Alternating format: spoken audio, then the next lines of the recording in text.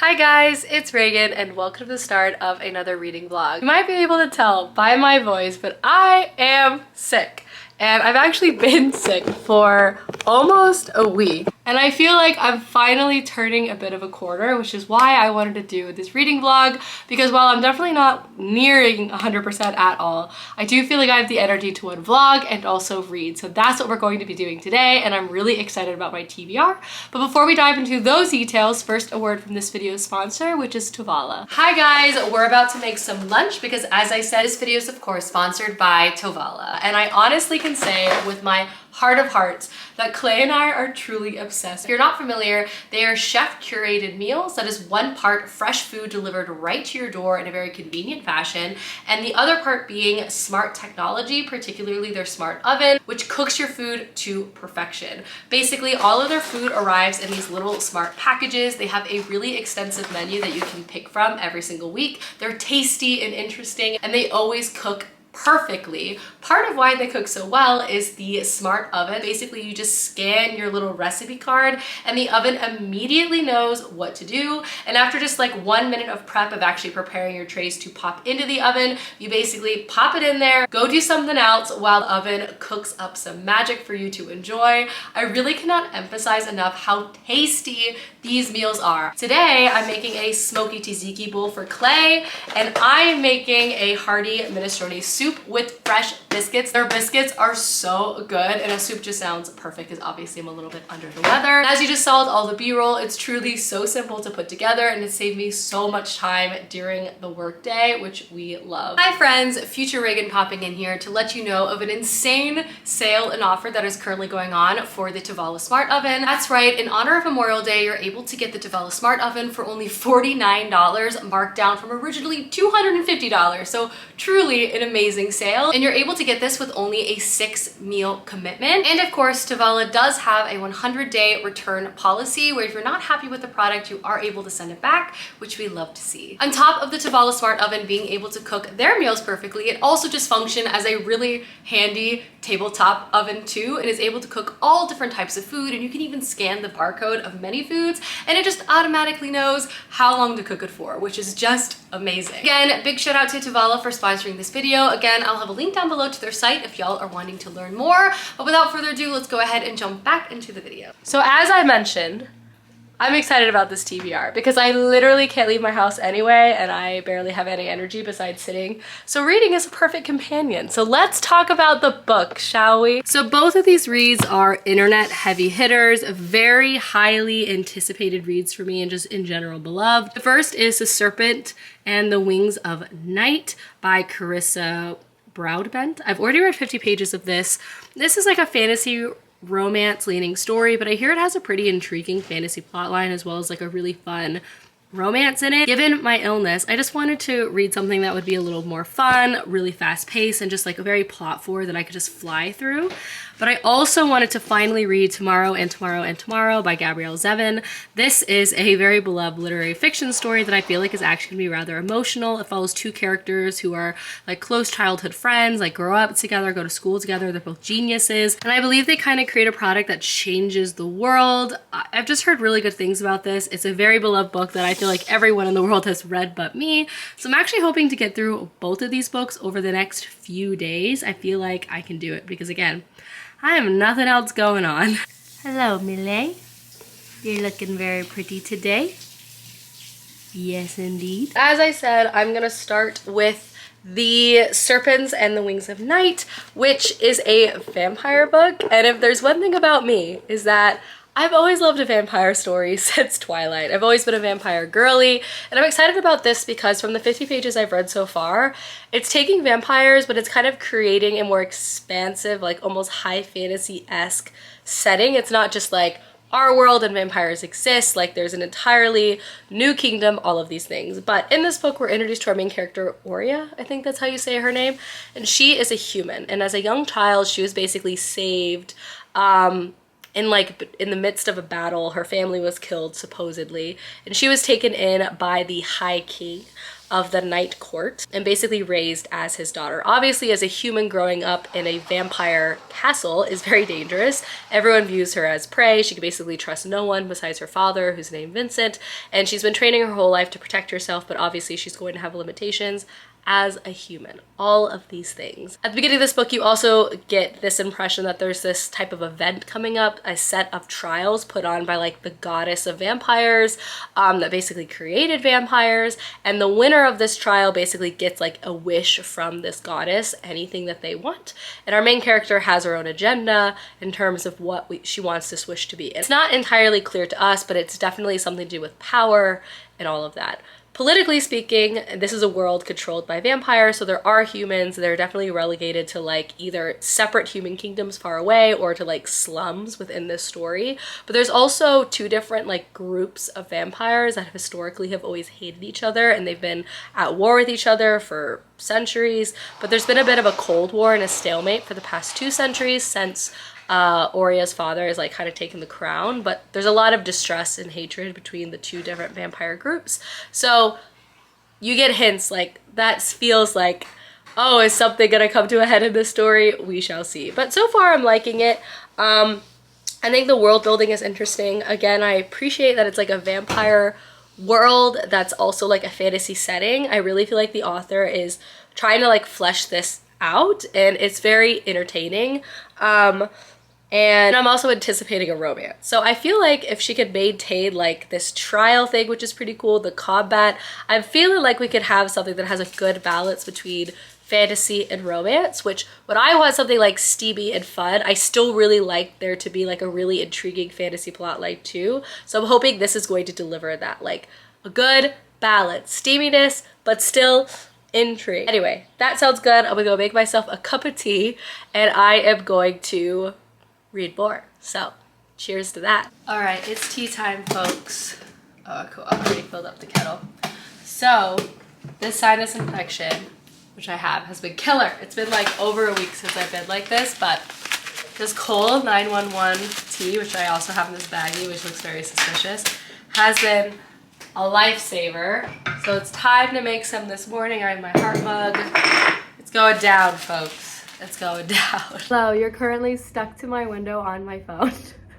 But I wanted to do a reading update of The Serpent and the Wings of Night because I've read another 100 pages, which means I'm on page 150.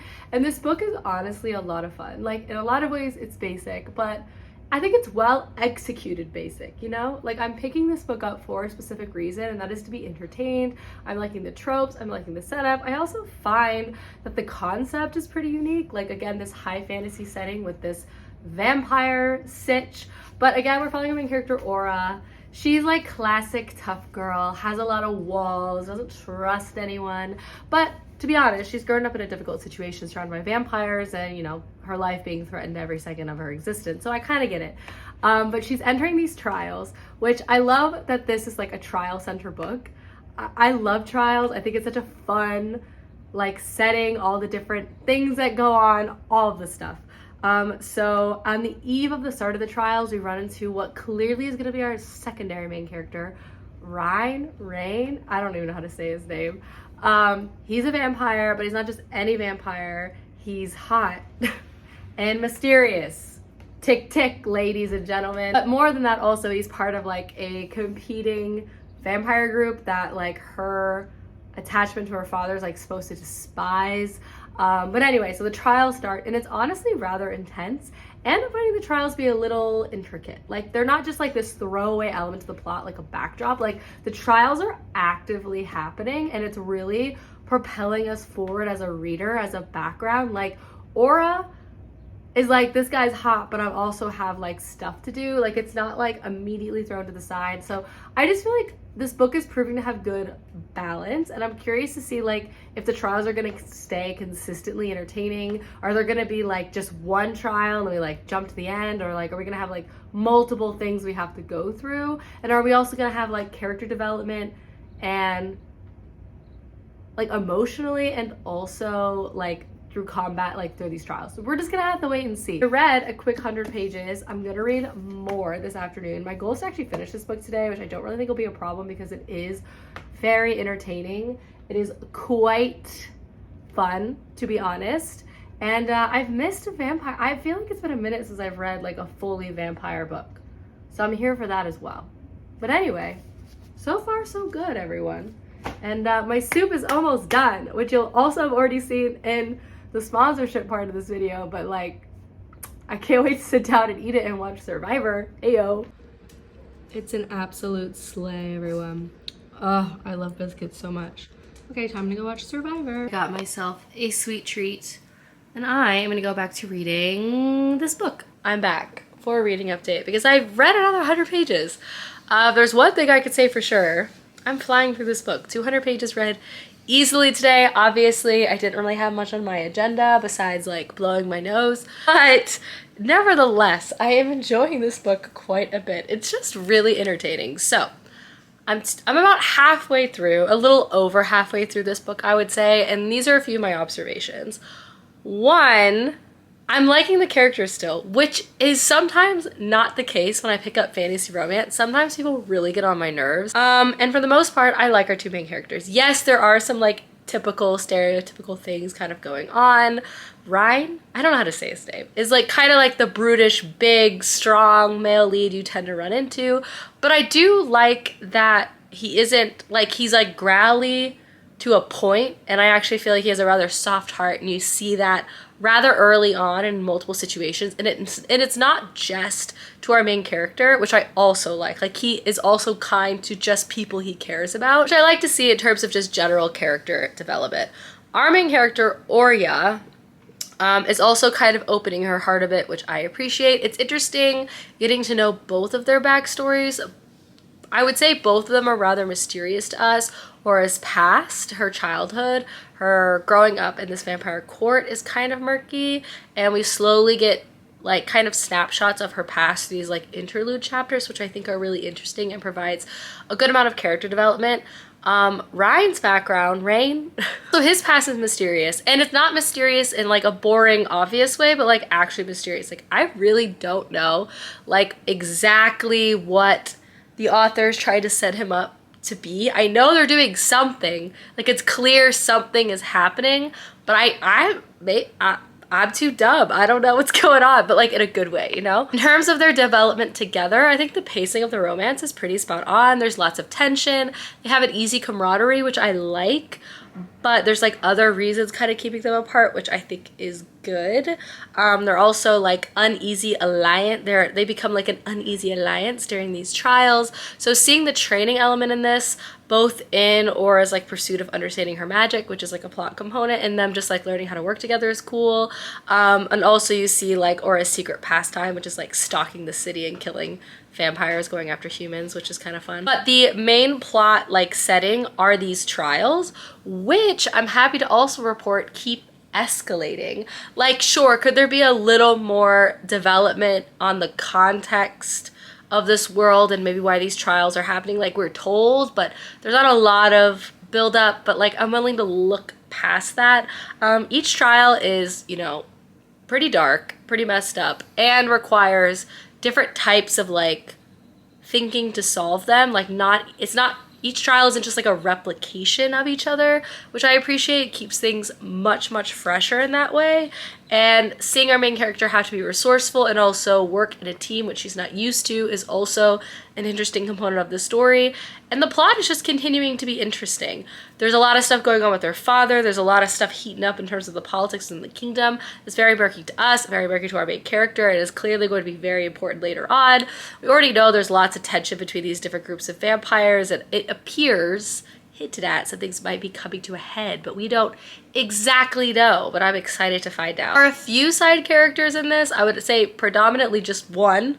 The cast is really our two main characters, mostly because they're just trying to survive in this trial. I'm hoping there might be more side characters in later books because I like them quite a bit actually. I find them to be endearing. And there's really just like one side character. So maybe the author will add a second or a third. Who knows? But I'm just gonna keep reading. I'm having a good time here. Maybe I'll get to page, 350 or something before I wrap up. I'm gonna be able to finish this book today. Like I already know, I feel it in my bones of reading it so fast. And I already mentioned the romantic pacing. It's good. Like, I love a slow burn. I love when they make us work for it for a variety of reasons, and I feel like the author's delivering in this. And it's not boring in the build-up, like in the waiting, because there's a lot of stuff going on, and it like makes sense that they would be distracted by more pressing matters, you know? So, turning out to be really entertaining. Gonna keep going. Love to see it. Love a book I can fly through. We opted for chicken fingers for dinner. And now we're watching the new Ted Lasso. Well, this is a preview, but it will be Ted Lasso. I've got myself a cup of tea, and we are going to sit down and finish this book. But first, I actually owe y'all a reading update. So I'll get my PJs on, get comfy, and we're gonna talk about it. Hello, folks. So happy to report, I think I'm on page like 320 of this book, and things have started to get a little steamy. Quite a lot of it steamy, and I anticipate it's only going to progress. For me, when it comes to steamy scenes, sometimes I find them entertaining, kind of fun. Sometimes, if they're really long, or just depending on the word choice, I can find them to be like a little funny. Oftentimes I find them a little funny, but like in a fun way, you know? So that's sort of how I felt about the first steamy scene I encountered. Like, I definitely was rolling my eyes a little bit, but it was also like, oh, something's finally kind of starting to happen. So let's see how it continues to progress. The plot, though, is really starting to heat up. The tension, this war, this conflict between different groups of vampires. It's interesting because a large part of the reasoning as to why and the methods is very much a mystery still.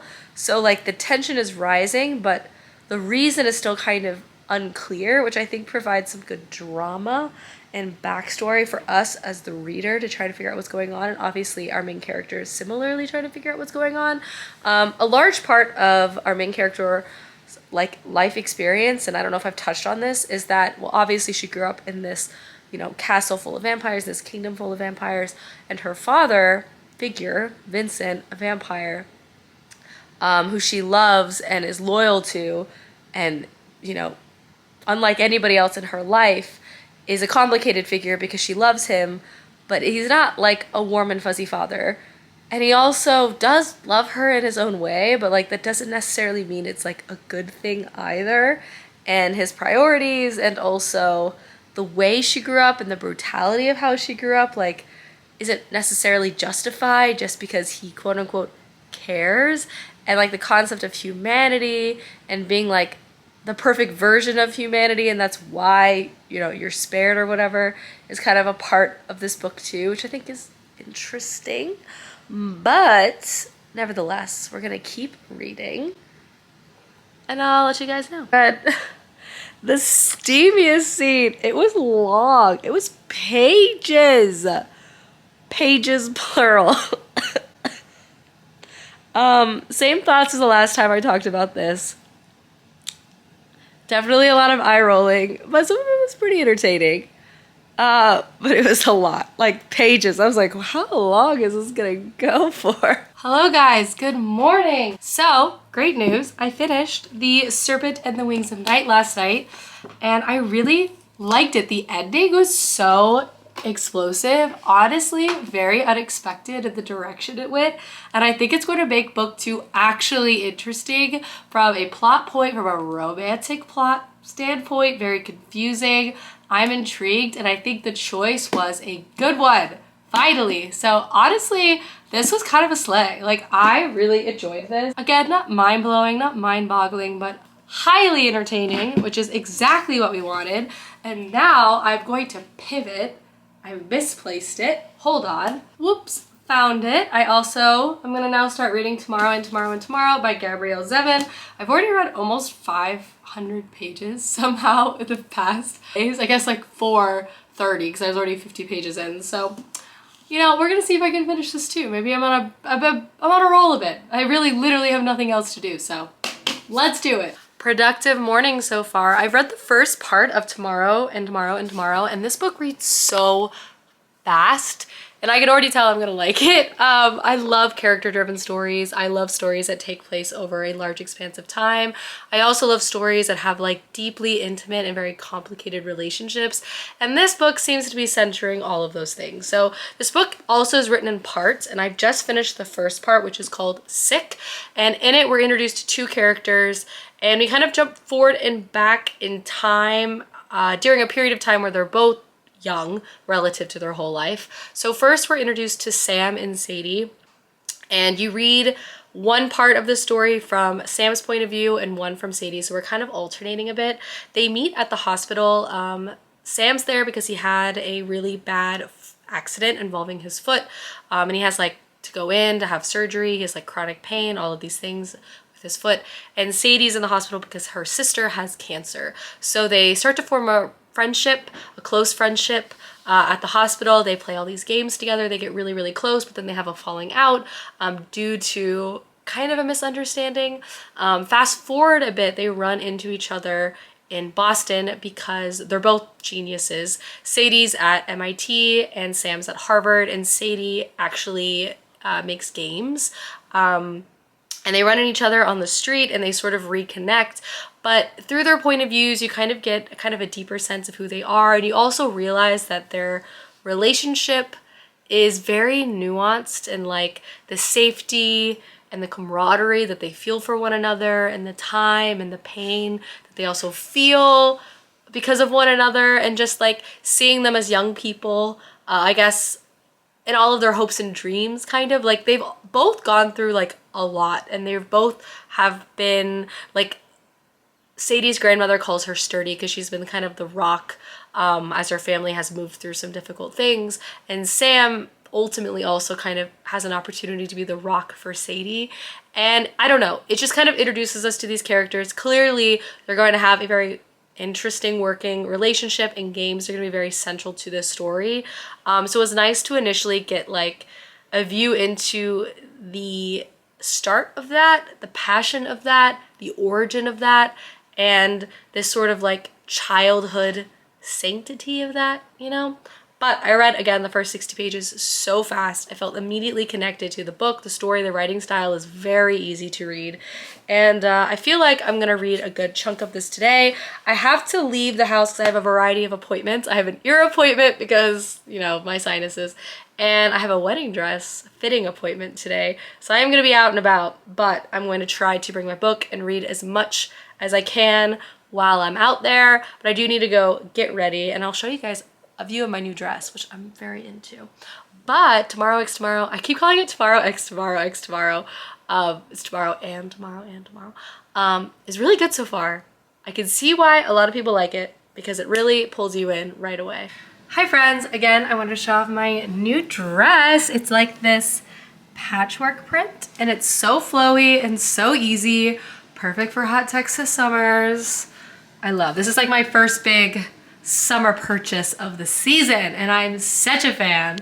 Back home between my two appointments, and of course I'm making a Tavala for lunch. I'm making this classic Italian meatballs with Mediterranean quinoa, which should be delicious. So heating that up really fast, and then I'm gonna hit the road once again.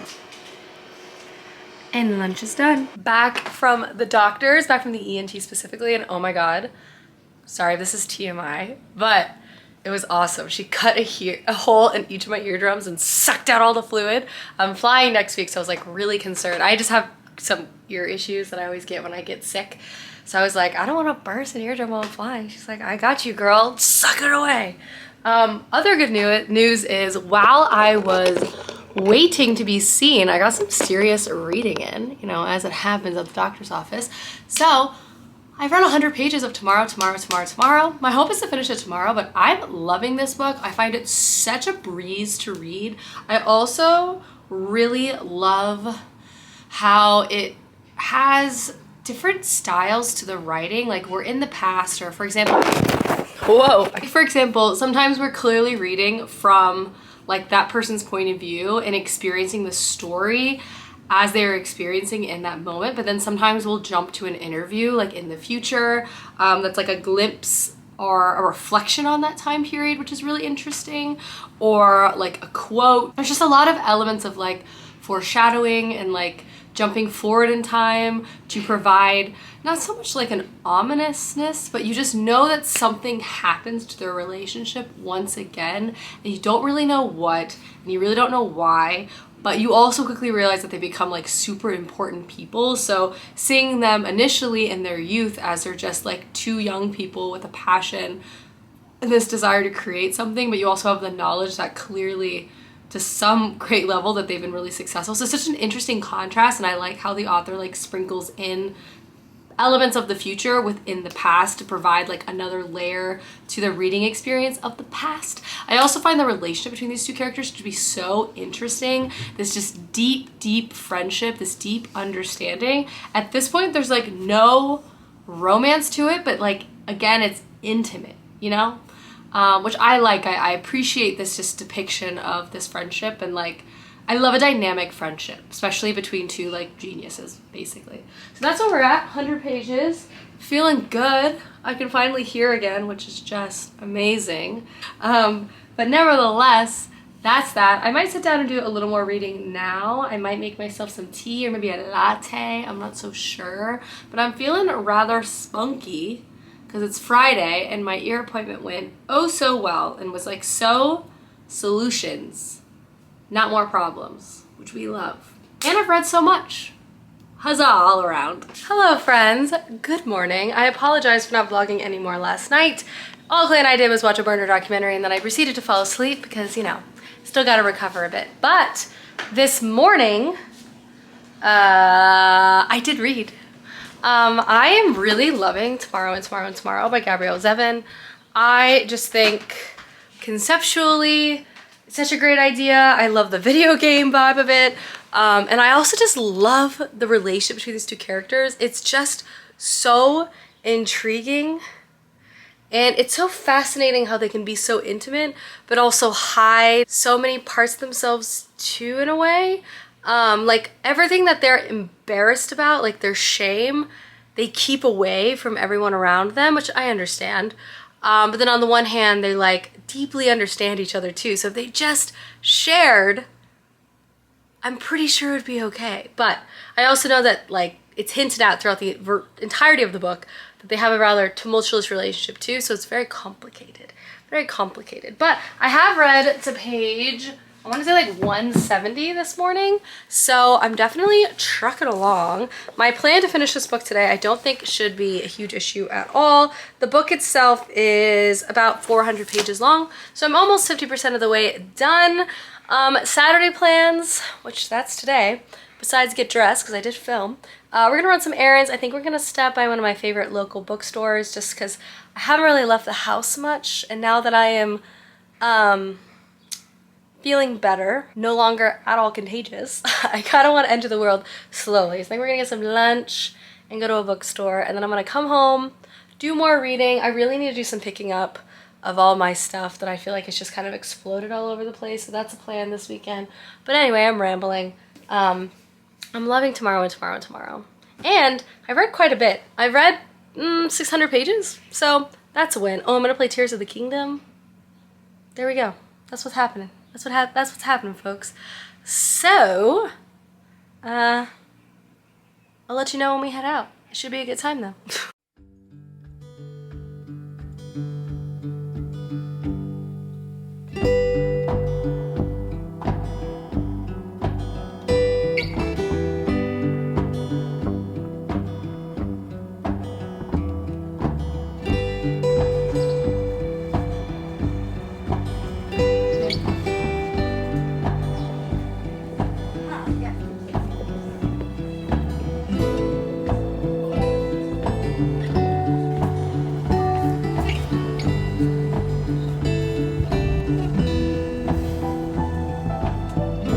Exciting stuff.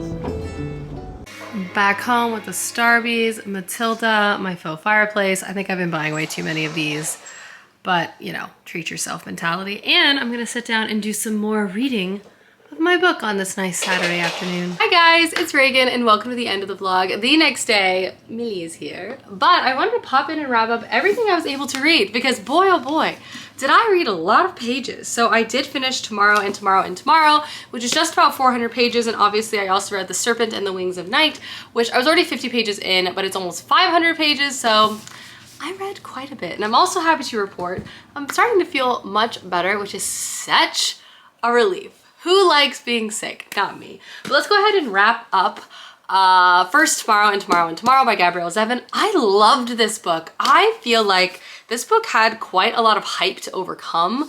Picking this book up, I already knew everyone loved it, everyone really enjoyed it. So I had really high expectations for just the narrative and the style and how propulsive I thought the book would be. And I feel like it really delivered. I, one, loved the video game setting, all the different elements of creation. And like as a gamer myself, I really felt like I could connect to just a lot of the things they were making. I thought the relationship dynamics were interesting. I thought the progression of time was fantastic. It was just such an interesting character study. And I loved it. And I love character-led stories. I love books taking place over a larger expanse of time. It was really just a book set up for me to enjoy. And I just feel like Gabrielle Zevin can write such interesting and yet relatable characters.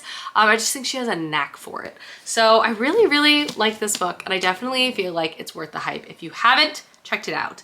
On the same note, I read another really popular book. Obviously, I talked about this book at length in this video, and this ended up being really entertaining. I really want to pick up the sequel, but I'm gonna let myself wait. I'm gonna make myself wait a bit because I have a few other books I want to knock off on my TBR first. But this was exactly what I wanted to read when I felt my worst. It was entertaining, it was fun, it had angst, it had romance, it had honestly a pretty interesting fantasy plot. So I feel like this was a win overall.